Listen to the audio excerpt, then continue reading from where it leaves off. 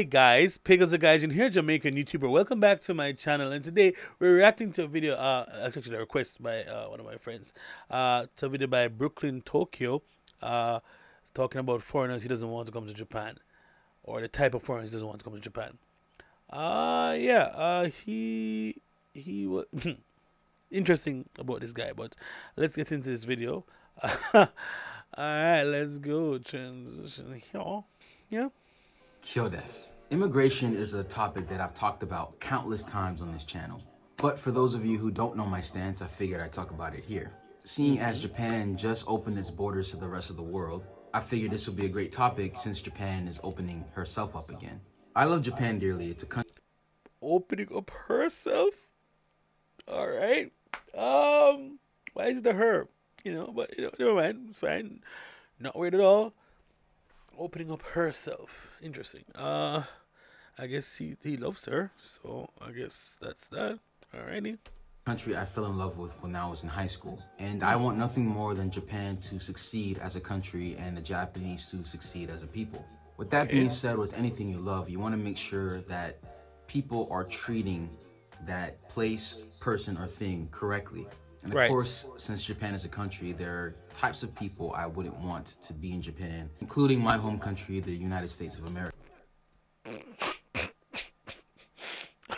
First of all, buddy, you ain't Japanese, so let's just get that. I don't want the foreigners to go to Japan because, bruh, yo, this man is sounding like. Why is he sounding like He's sounding a lot like Nobita right now. Yeah. So here's the thing, about this Japan thing, right? A lot of people, you can have your opinions, and it's fine. It's your opinion. But don't make it seem like it's a fact, you know what I mean? Just chill out. Chill. It's not that serious. Sorry. Yeah, yeah, he's entitled to his opinion, but that doesn't mean his opinion is right. But we're gonna see and watch this properly and give him a fair chance to do his thing. But I don't know about all that. Don't know about all that, buddy. America. I don't like foreigners who enter a country and don't try to assimilate to the country's culture. This is a problem we have in America, specifically with Latin Americans or people from Latin countries or Spanish-speaking countries, is that they come to America. And it's really worse where I live in South Florida because we have a huge Hispanic community. But one thing I don't like is when people travel or move to a new country, but they don't attempt to try to learn the country's language. They don't try to understand the country's culture and try to adapt or assimilate to that culture. And one problem I know that Japan faces. So just for point in reference, I agree to an extent. Persons not trying to learn the language to communicate and to communicate effectively and do business. You do not have to assimilate a culture to be a part of that culture. You know what I mean? Yes, you can observe their norms, the social norms and the practices that for the everyday thing, and observe their rules. But there's no need for you to take on a Japanese persona or an American persona if you go to move to America. You can still remain as your whatever your identity is or whatever you identify as. So for in terms of conducting your business and so, you speak the language. But if you want to talk to your friend who is also your Hispanic friend who's also Hispanic, you can speak in your Mexican, whatever language you want to speak in. When you're conducting business though, you speak in the language of that country. However, the difference with English is that English is the universal language. It is the language of business to be conducted throughout the world. That is the difference between English and, let's say, probably Spanish and Japanese. And in particular Japanese, because Japan is the only country that speaks Japanese. So if you take Japanese and go elsewhere in the world to speak Japanese, I mean, what are you, you get me on that? That's what I mean. Now, if you're able to speak Spanish, you can go to several countries and speak Spanish and be able to communicate. You see the difference? But I mean, it's true. A lot of foreigners do act like, Japan has to accommodate them. They don't have to. But Japan invited many foreigners here to work because of their aging population. So if you're going to invite people to your country, then you need to treat them or accommodate them. Well, you should, in my mind, make things a bit not easier, but do a couple of things, accommodate to make them comfortable, in my opinion. Visitors or guests don't generally pay bills, but we do pay bills here as foreigners in Japan. What amenities do we get? Being able to work here in Japan, um, being able to live in a foreign country, and we do contribute to the country's economy as well. So it's not like we're just freeloading or whatever, as many Japanese people may think. Foreigners here work and contribute to the economy, uh, whether it's by teaching English or by whatever industry you're in. And I think there's a misconception that foreigners are not paying taxes out here. A city tax, especially a residence tax. We are paying as much taxes as Japanese, if not more. Depending on our job. So, yeah. Is that they have a lot of foreigners who don't try to learn Japanese and don't try to understand Japanese culture. And in that, you have a lot of foreigners that act very privileged or they act very spoiled. It's kind of like they expect the Japanese to learn English and expect the Japanese to cater to their needs. But seeing as the nature of Japan is that it's a country that has been isolated from the world for a majority of its life, it really wouldn't make sense for the Japanese to really accommodate foreigners, since it's only really in the recent century that Japan has opened up to the rest of the world. And I think having those type of gaijin in Japan, which goes back to my point, Japan is now open up the world in recent times, but because of their aging population and the need for a workforce, they have solicited persons from other countries to come here. So if you're inviting people, then there needs to be provisions made. Just saying, if you're a good host, I'm just saying, you know what I mean? But it is what it is. Japan would make the Japanese a bit more uncomfortable, because it's like you decided to move here, but you have no intent on learning our language. And what happens is, and it happens in different countries as well, is that a lot of people who come from their home country, they oftentimes live in communities that are similar to their own country.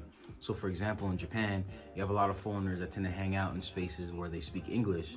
So for them, there's no incentive to try to learn Japanese, because they're already living comfortably speaking English. And I think it's wrong, because you can't really fully immerse yourself in a country unless you really learn its language, because the culture of the country does affect the language. And actually learning a language, you actually learn a lot about how the people think, the history of the country, and etc.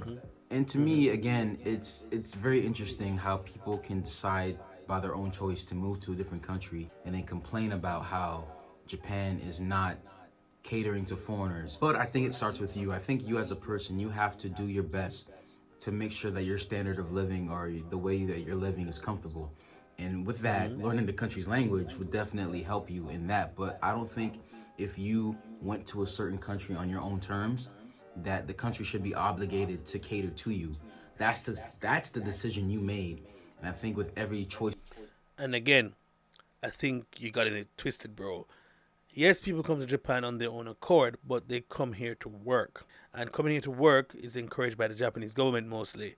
There are many programs like the JET program, Interact, those sort of programs that encourage persons to come after you leaving university with your degrees as a skilled worker and ask you to come to the country to work. So, yes, people should try and learn the language just for communicating purposes and ease of life. But Japan also says you don't have to learn Japanese to cope in the country. They actually said it themselves. A lot of persons say you don't need Japanese to teach English in the schools because you need to immerse kids in English. And learning Japanese is also a blessing and a curse, because then you understand a lot of things that persons are saying. Now, of course, Japan is a country that has been isolated for many years. So they will not have been used to interacting with foreigners, you know what I mean?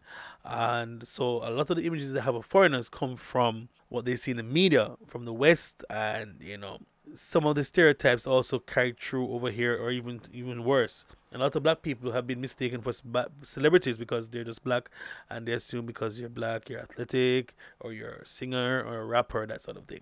And sometimes we as foreigners play up to those stereotypes, because a lot of people come to Japan who are not DJs. All right, I know everybody has a laptop. I know they're a DJ. They mix yellow and green together and get purple. All right, they can't even mix drinks. They can't even mix Kool-Aid, bro. What are they doing mixing music and saying they're DJs? But we move. What you make, you have to deal with the challenges and consequences that come with that. And with living in Japan, seeing as Japan is not really a melting pot, and Japan is majority 98% homogenous, it's going to be very hard to try to live in Japan when you haven't really learned the language, learned the culture, etc. And I've been in groups where of people who've lived in Japan and they've claimed that Japan is racist Japan doesn't like foreigners.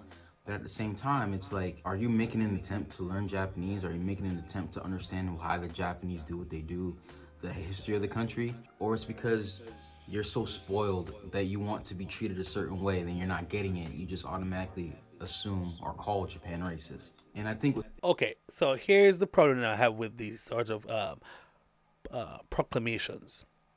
Living in Japan is different from visiting Japan. Okay, yeah, I'm gonna. That's what I will say. And then you, as someone who has visited Japan, can't invalidate someone else's experience who has lived in Japan. So I'm not say you can't say that because it hasn't happened to you, it doesn't exist. Because that's not very smart of you, to be honest. If many persons, all right, I try not to be. All right. So if you're in a group, and I know the group that you were in, and many of the persons who have been in Japan for different tenures, long term, short term, medium term, and all of them have had a similar experience, are you saying then they are liars? And not because a country's history is one way doesn't mean that it has to stay that way, or it must be the norm. You understand what I'm saying? So, Germans had a history with the Nazis and Hitler, but do you think that because of that the all Germans are going to be racist or anti-Semitic? You know what I mean? Yeah, am I making sense, or am I reaching? Am I stretching like Stretch Armstrong? Am I reaching? Am I trying to be a weeaboo? I don't know. Whatever. what separated me from a lot of foreigners in my or other foreigners I've talked to was the fact that I did my best to try to relate to the Japanese people. I adopted a lot of mannerisms. I studied about the culture for years. I tried my best to not make myself stand out. And I think that mentality that I Bro, what are you on? What do you mean? You walk down the street normally, you stand out. What the hell do you even mean, fam? What? You're black. You're American. You're black. You stand out. Regardless. What are you gonna do? What are you gonna do? What are you gonna do? What are you gonna do? You transform your skin, bro? Bro. Stop. We oftentimes have to diminish our light to allow others to shine, which is not something that we should do. That's a policy that we have to be taking up. But I understand trying not to stand out. I, on the other hand, I'm a 6'1", 186 centimeter tall fellow, quite big, and I wear bright colors generally. I stand out regardless of what I do. People stare at me whether I'm in a Halloween costume or I'm just in my everyday clothing. Okay, my feet are big, and it's something. Some people, it's as you said, shogun. It can't be helped. Things you can't control, you can't control. But what you can control, which is your mannerisms and how you speak to people and how you react to situations, try and work on that. But the fact of you trying to adopt all the mannerisms, it doesn't come out well. Anyway, I mean, it is what it is. People do what they have to do to fit in. It's fine. To cope and get by. But I don't feel that you should adopt all. Understand what they do, understand why they do it, and oftentimes Japanese people don't look at you through the same lens as a Japanese person. Meaning, they don't expect you to bow at 60 and 45 and 90 degrees because as a foreigner you should not know this. If you do it, it's fine. If you don't, it's no big deal. You know what I mean? But no matter one thing though, no matter how Japanese you try to become, they will never see you as Japanese or accept you as Japanese. So yeah. I had to connect with people and try to not be American, but try to be more Japanese. I think that mindset gave me the success that I got because I made lifelong friends and family. Everyone I stayed with who hosted me loved me, and they begged me to come back. And I truly never really had that much negative experience when I traveled to Japan. Really and truly, I think anything that has to do with immigration can be explained through if you just go to the bare minimum of a society, which is the family or your house. If I travel to a friend's house or a person invites me to their house, I'm gonna have to obey by the house's rules. Right. If that person doesn't want me to wear shoes in the house, I won't wear shoes. If I'm staying at a house and they don't want me outside at a certain time, I have to obey the rules. I'm not saying you have to accept every cultural stigma or rules or societal rules about Japan, but how can you expect the Japanese to try to accept accept you if you're not even trying to make an attempt to connect with the Japanese. Okay. To me, that doesn't make sense. So if you're going to another person's house, you have to obey the rules and the Well, obviously that makes sense. You know, there's the rules and laws of the land. You do it. Makes sense. And you know, in Japan, you do as most Japanese do, but some things may not make sense to you logically, and that is where the issue comes between the West and Japan. There are some things that are not going to work out that way if you're a cognitive thinker. Cognitive thinker. What the hell am I saying? If you're a person that likes to behave, I mean, if you're more Western and you think along certain lines, it might some of the things in Japan they require to do might seem strange. And one thing about Japan, they're very inflexible in a lot of the things they do. So, I mean, it is what it is. But I agree. If you're in someone's house, obey their rules. It's that simple. If you don't like it, you leave. In the house. Now, if you can't live by the rules in the house, that makes sense. I mean, not like, oh, you can't breathe more than 5 times a minute. Things like that are ridiculous. But of course, the rules make sense and logic, then of course follow them. I mean, yeah, if they're ridiculous, the rules, you have to leave the house, I guess. So I guess that's what they're trying to say about people living in Japan. If you can't follow what they want you to do, leave. culture of that household. Same applies to a country. And this is a topic that I'm very concerned about, seeing as Japan, it's been a lot of talks in government to open Japan's borders to basically welcome a lot more foreigners. And I've said this on countless videos in the past, I think a lot of Japan's social issues need to be fixed internally, because I think it's pretty non-smart or negligent to try to have foreigners fix Japan's problems, because in a way you're giving power to foreigners than to the Japanese people. That's why I always say be careful who you vote in office, because you don't know what politicians may put whatever policy that could hurt Japan significantly. But in a nutshell, I prefer foreigners who want to live in Japan, to love Japan, to know about the culture, to try to learn the language, to try to connect with the people. They don't try to treat Japan like their home country, but they recognize that it's a privilege to be in Japan. They're not there against their will. So it's best for them to try to assimilate and try to What?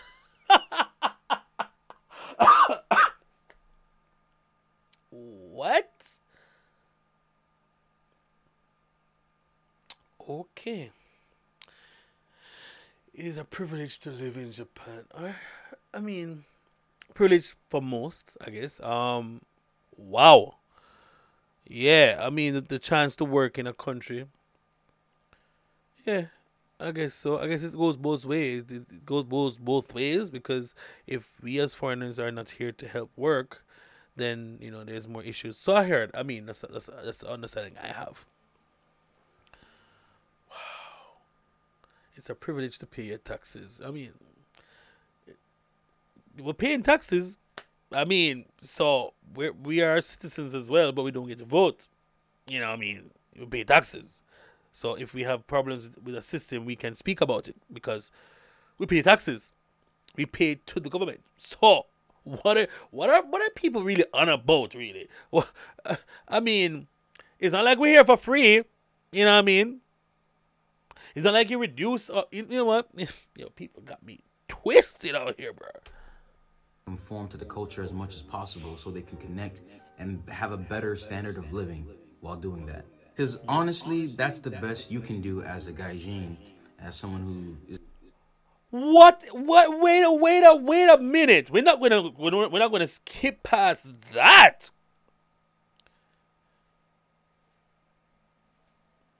What's a gaijin? My guy, bro. Listen. Hold on. Wait a minute. You've been to Japan. What the hell is a gaijin? You know what? Let me shut up. Let me shut up. A gaijin. My God, magazine. Lister Jean.